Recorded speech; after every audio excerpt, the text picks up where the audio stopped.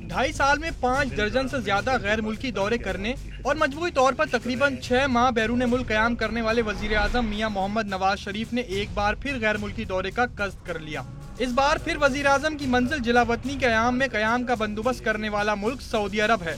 वजीर आज़म के दौरे का अभी तक बाकायदा ऐलान नहीं किया गया, लेकिन सरकारी ज़राए इसकी तस्दीक कर रहे हैं। अंग्रेजी रोजनामा डॉन के मुताबिक वजीर आज़म इस दौरे के दौरान 34 मुल्की इत्तेहाद के इफ्तिताई इजलास में शिरकत करेंगे। दहशत गर्दी के खिलाफ इस इत्तेहाद का ऐलान चंद माह पहले सऊदी अरब ने किया था। इफ्तिताई इजलास 10 मार्च को मुतवक्का है। ईरानी सदर हसन रूहानी की पाकिस्तान आमद से पहले वजीर आज़म नवाज शरीफ का सऊदी अरब का दौरा निहायत अहमियत का हामिल है। ईरानी सदर 20 मार्च के बाद पाकिस्तान आ रहे हैं। दफ्तर खारजा के तर्जुमान नफीस ज़करिया ईरानी सदर के मार्च के आखिरी हफ्ते में पाकिस्तान के दौरे की तस्दीक कर चुके हैं।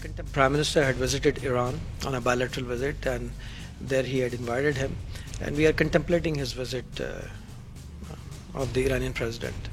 वज़ीर आज़म मियां मोहम्मद नवाज शरीफ ने जनवरी में ईरान और सऊदी अरब का दौरा करके दोनों ममालिक में कशीदगी कम कराने की कोशिश की थी। दोनों ममालिक में कशीदगी का आगाज सऊदी अरब में आलिम की सजाए मौत पर अमल दरामद और रद्द अमल में तेहरान में सऊदी सिफारतखाने पर हमले के बाद हुआ।